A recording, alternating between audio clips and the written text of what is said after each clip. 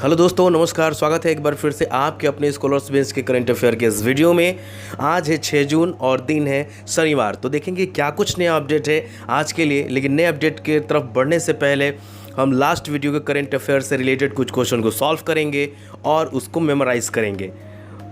तो revision question में सबसे पहला क्वेश्चन है कि हाल ही में केंद्रीय मंत्रिमंडल ने किन क्षेत्रों में सहयोग पर भूटान की रॉयल सरकार के साथ समझौता पर हस्ताक्षर की मंजूरी दी है। तो दोस्तों, इसमें सबसे पहला जो ऑप्शन है वो है तकनीकी एवं विज्ञान, फिर ऊर्जा क्षेत्र, पर्यावरण या इनमें से कोई नहीं। तो हस्ताक्षर जो हुआ है वो है आपका पर्यावरण पर। बढ़ते हैं आगे क्वेश्चन की तरफ, देखते हैं अगला क्वेश्चन। हाल ही में केंद्रीय मंत्रिमंडल ने कोलकाता पोर्ट का नाम बदलकर क्या रखा है? यानी कोलकाता का जो पोर्ट है उसका नाम चेंज कर दिया गया है और वो नाम है आपका श्यामा प्रसाद मुखर्जी। जी हाँ, श्यामा प्रसाद मुखर्जी के नाम पर उसको बदलकर रख दिया गया है। अगला क्वेश्चन है हमारे पास कि स्पेस एक्स किस परियोजना के तहत उपग्रहों को पृथ्वी के निचले कक्ष में भेज रहा है? तो इसमें आपका सबसे पहला ऑप्शन है मिशन एक्स, दूसरा ऑप्शन है स्टारलिंक, तीसरा ऑप्शन है फाल्कन और चौथा इनमें से कोई नहीं। तो आपका सही आंसर होगा बी ऑप्शन स्टारलिंक। यानी कि स्पेस एक्स एक कंपनी है जो स्टारलिंक अपनी परियोजना चला रही है और इसी के अंतर्गत जितने सारे उसके उपग्रह सैटेलाइट हैं वो एलईओ में भेज रही है, यानी कि लोअर ऑर्बिट ऑफ अर्थ में सेंड कर रही है। बढ़ते हैं अगले क्वेश्चन की तरफ, देखते हैं अगला क्वेश्चन क्या है कि जून 2020 में पपुआ न्यू गिनी के अगले भारतीय उच्चायुक्त के रूप में किसे नियुक्त किया गया है? तो पहला ऑप्शन है सुशील कुमार सिंघल, दूसरा है विनय कुमार, तीसरा है अजित गुप्त और चौथा इनमें से कोई नहीं। तो जो आपका इसमें आंसर होगा वह है सुशील कुमार सिंघल, यानी कि ऑप्शन ए आपका सही आंसर है। बढ़ते हैं अगले क्वेश्चन की तरफ, देखते हैं अगला क्वेश्चन हमारा क्या है कि हाल ही में जयंती लाल ननुमा का निधन हो गया, वह किस खेल से संबंधित है? पहला ऑप्शन है कैरम, दूसरा ऑप्शन है पोलो, तीसरा तीरंदाजी और चौथा इनमें से कोई नहीं। तो आपका सही आंसर होगा इसमें तीरंदाजी, यानी तीरंदाजी से वो संबंधित थे। बढ़ते हैं अगले क्वेश्चन की तरफ। अगला क्वेश्चन है कि निम्न में से किसने 2020-21 के लिए भारतीय उद्योग परिसंघ यानी कि CII के अध्यक्ष के रूप में पदभार ग्रहण किया है? पहला ऑप्शन है शिव नादर, दूसरा ऑप्शन है आदित्य पुरी, तीसरा ऑप्शन है उदय कोटक और चौथा इनमें से कोई नहीं। तो जो आपका सही आंसर है वो है ऑप्शन सी, यानी कि उदय कोटक ने पदभार ग्रहण किया है भारतीय उद्योग परिसंघ का। तो ये रहा आपका आज का रिवीजन क्वेश्चन। बढ़ते हैं अगले क्वेश्चन की तरफ। ये लीजिए आगे आपका आज का कमेंट क्वेश्चन, यानी कि आपको क्या करना है कि इस क्वेश्चन का आंसर आपको कमेंट बॉक्स में जाना है और कमेंट करके बताना है। ये क्वेश्चन है कि हाल ही में किसे यूनाइटेड किंगडम में भारत का अगला उच्चायुक्त नियुक्त किया गया है? यानी कि यूनाइटेड किंगडम में भारत का अगला उच्चायुक्त किसे नियुक्त किया गया है? तो इसमें आपके जो आंसर होंगे वो कमेंट बॉक्स में जाके कमेंट कीजिएगा। और इसी के साथ कमेंट बॉक्स के क्वेश्चन के साथ ही हम पिछले कमेंट का जो क्वेश्चन का आंसर भी बता देते हैं। वो आपका क्वेश्चन ये था कि बीजेपी के अध्यक्ष के रूप में दिल्ली में किसे चुना गया है? तो वह है आदेश कुमार गुप्ता। जी हाँ, आदेश कुमार गुप्ता आपका सही आंसर होगा। तो जिनका सही आंसर है उनको कॉन्ग्रेचुलेशन, और जिनका गलत है तो प्लीज़ आप फिर से एक बार वीडियो को रिवाइज करके देखें, बहुत अच्छा लगेगा और याद हो जाएगा। तो बढ़ते हैं हम लोग अपडेट की तरफ, देखते हैं क्या कुछ नया अपडेट है आज के लिए। फ्रेंड्स, नेशनल अपडेट की अगर बात करें तो जिसमें सबसे पहला अपडेट है कि ट्यूलिप कार्यक्रम का शुभारंभ हो गया। जी हाँ दोस्तों, अगर ट्यूलिप की फुल फॉर्म की बात की जाए तो होता है the urban learning internship programme. मानव संसाधन विकास मंत्री रमेश पोखरियाल निशंक और आवास एवं शहरी विकास मंत्री हरदीप पुरी जी ने देश के पहले पोर्टल ट्यूलिप लॉन्च किया। इस प्रोग्राम के जरिए इंजीनियरिंग के स्टूडेंट्स को देश के 4500 कंपनियों और स्मार्ट सिटी में इंटर्नशिप करने का मौका मिलेगा। इस साल करीब 2500 स्टूडेंट्स इसमें भाग लेंगे, लेकिन अगले 2 से 3 सालों में 1 करोड़ स्टूडेंट्स इसके अंतर्गत आ जाएंगे, ऐसा सरकार के द्वारा माना जा रहा है। छत्तीसगढ़ सरकार ने स्पंदन अभियान शुरू किया। जी हाँ दोस्तों, छत्तीसगढ़ सरकार ने पुलिसकर्मियों के साथ, यानी कि सरकार ने पुलिसकर्मियों के साथ आत्महत्या और भ्रातृहत्या की घटनाओं को रोकने के लिए स्पंदन अभियान शुरू किया है। इसके अंतर्गत पुलिस अधीक्षक, अधिकारियों और कर्मियों को मनोचिकित्सक या मनोवैज्ञानिकों के द्वारा परामर्श की सुविधा प्रदान की जाएगी, क्योंकि वहां पर बहुत ज़्यादा केसेस देखे जा रहे हैं पुलिस से संबंधित।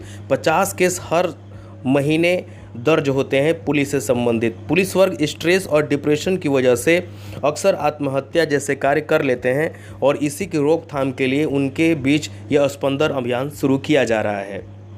बात करें इसी से रिलेटेड छत्तीसगढ़ की, तो यहाँ के राज्यपाल बालरामजी दास टंडन हैं, मुख्यमंत्री रमन सिंह हैं जो कि बीजेपी से संबंधित हैं, और छत्तीसगढ़ की स्थापना 1 नवंबर 2000 को हुई थी।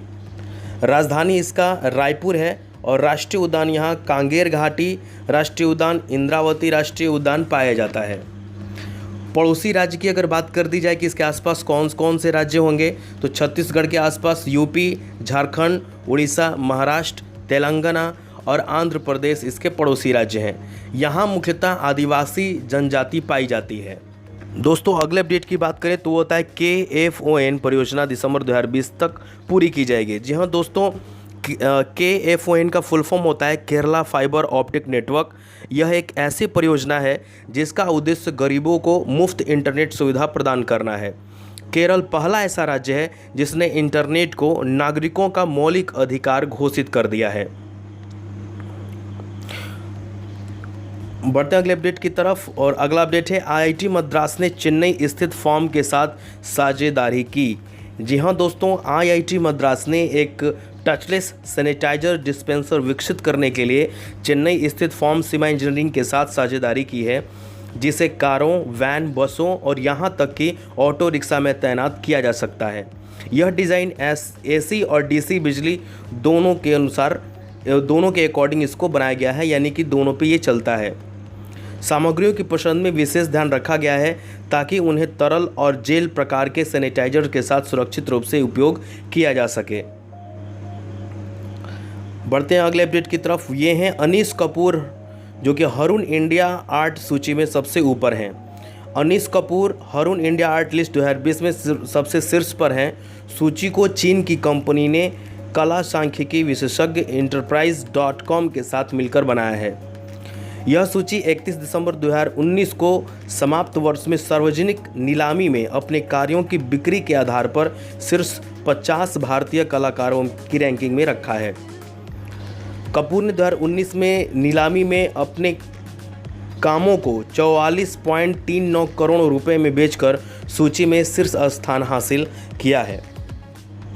दोस्तों अनीस कपूर की अगर बात करें तो यह एक ग्रेनाइट, संगमरमर, चूना पत्थर तथा पत्थर से ज्यामितीय आकृतियां बनाने के लिए जाने जाते हैं। ये फिलहाल UK में रहते हैं।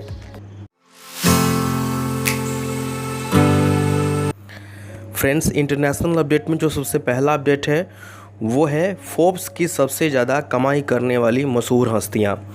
दोस्तों बात करें फोर्ब्स की तो यह एक निजी कंपनी है जिसकी स्थापना 15 सितंबर 1917 को हुई थी। इसका मुख्यालय न्यूयॉर्क सिटी है। इस कंपनी के और भी कुछ ब्रांच हैं जैसे Forbes Asia, Forbes Life, Forbes Women इत्यादि। काइली जेनर और कैन्ये वेस्ट ने सबसे ज़्यादा भुगतान पाने वाली यानी कि पेमेंट पाने वाली मशहूर हस्तियों की फोर्ब्स की वार्षिक यानी कि एनुअल लिस्ट में सबसे टॉप स्थान हासिल किया है।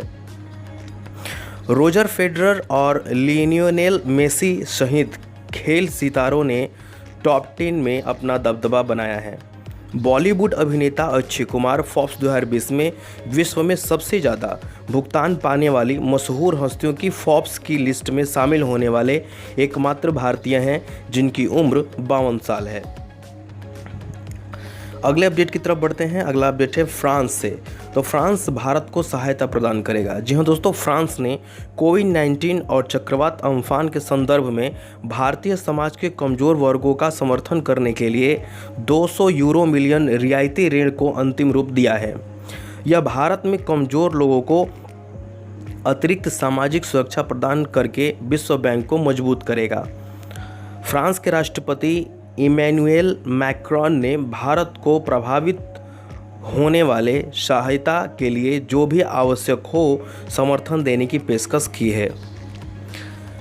दोस्तों फ्रांस की राजधानी पेरिस होती है। अगला अपडेट है वर्ल्ड इन्वायरमेंट डे। जी हाँ दोस्तों, विश्व पर्यावरण दिवस 5 जून को हमने मनाया। विश्व पर्यावरण दिवस हर साल 5 जून को मनाया जाता है। विश्व पर्यावरण 2020 का विषय जैव विविधता का उत्सव है। पर्यावरण की रक्षा के लिए दुनिया भर में जागरूकता और कार्रवाई को प्रोत्साहित करने के लिए यह दिन मनाया जाता है। 1974 से हर साल 5 जून को विश्व पर्यावरण दिवस मनाया जाता रहा है। इस दिवस की स्थापना संयुक्त राष्ट्र महासंघ द्वारा 1972 ईस्वी में की गई थी।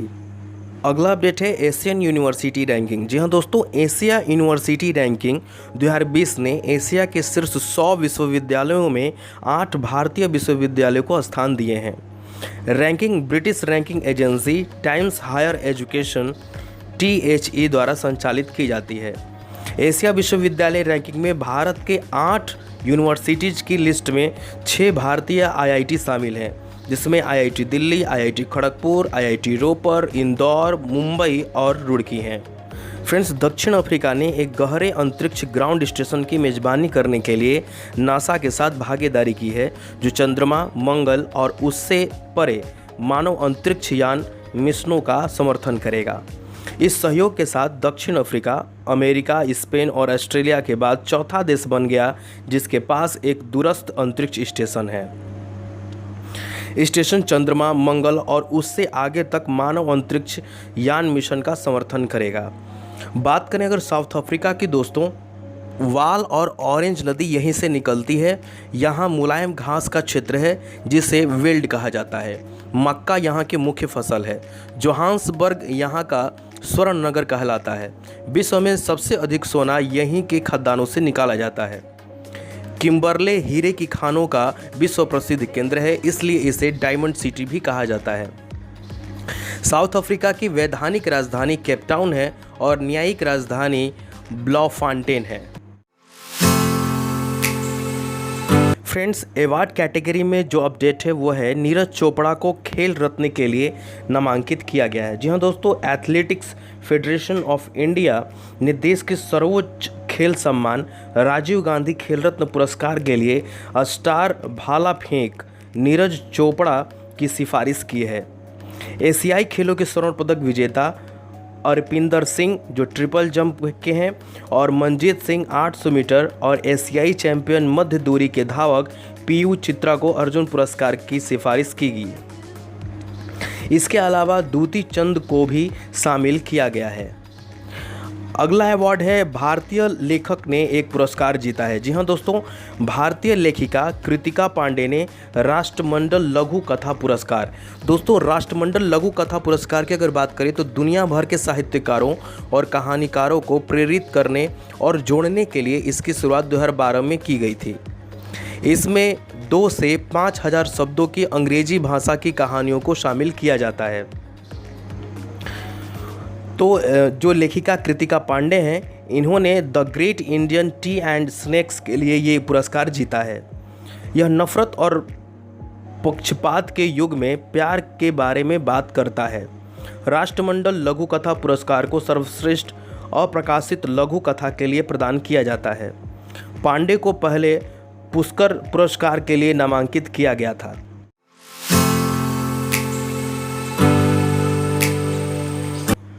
दोस्तों, अपॉइंटमेंट कैटेगरी में जो सबसे पहला अपडेट है वो है राजीव रंजन कुमार यानी कि KPKB के नए CEO। जी हाँ दोस्तों, गृह मंत्रालय ने राजीव रंजन कुमार को केंद्रीय पुलिस कल्याण भंडार KPKB का नया CEO नियुक्त किया है।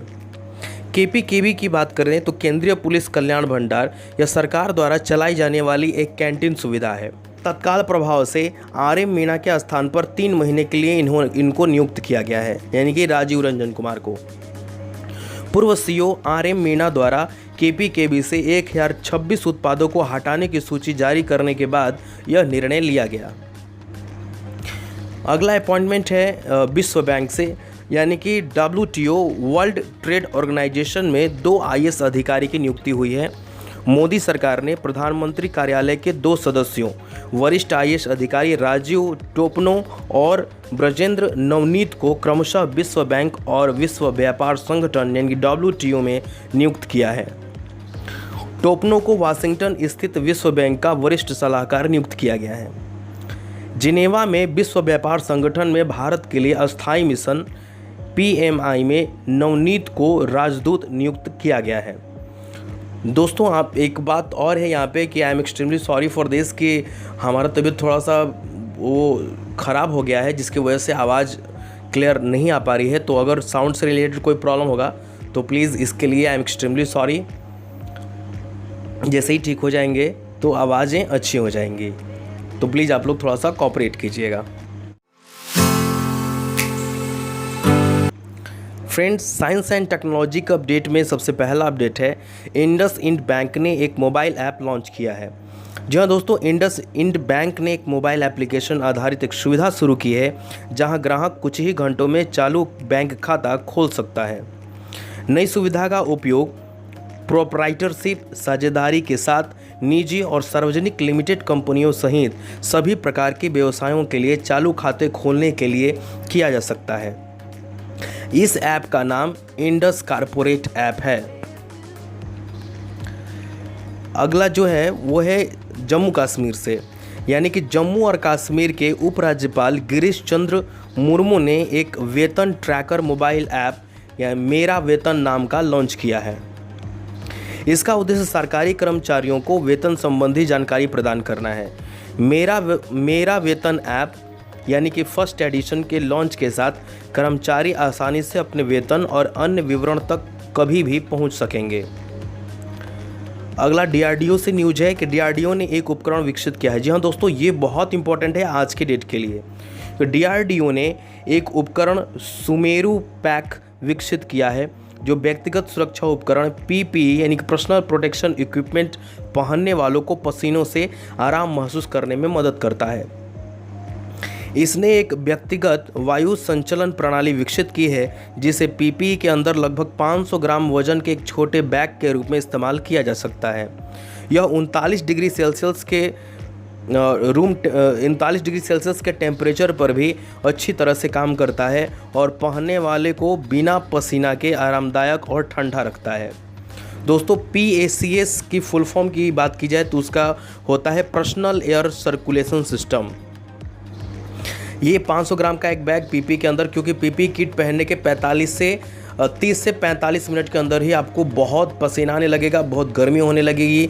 तो इसी से बचाने के लिए अंदर एक 500 ग्राम का वजन का एक थैला डाल दिया गया है, जो एयर सर्कुलेट करेगा, आपके बॉडी को ठंडा रखेगा, पसीना आने से रोकेगा। फ्रेंड्स, अगला जो अपडेट है वो है गूगल ने सामाजिक दूरी के लिए ऐप विकसित किया है। गूगल ने एक नया ऐप लॉन्च किया है जो लोगों को वास्तविक जीवन में दूरी बनाए रखने में मदद करेगा। नए ऐप का इस्तेमाल संवर्धित वास्तविकता के तहत किया जाता है। नया ऐप सोडर यूजर्स के स्मार्टफोन के कैमरे का यूज़ करके एक दृश्य सीमा बनाएगा और लगातार यह दिखाएगा कि उस दूरी को कौन तोड़ रहा है। अपने वातावरण में सामाजिक दूरी के दिशा निर्देश की कल्पना करने में मदद करने के लिए सोडर वेब XR का इस्तेमाल करता है। दोस्तों, बात करें अगर ये गूगल की, तो गूगल के अभी फ़िलहाल में CEO हैं सुंदर पिचाई, जिन्होंने 2 अक्टूबर 2015 को CEO का पदभार संभाला था। और गूगल का जो फाउंडेड डेट है वो है 4 सितंबर 1998। इसका head quarter California United state में है।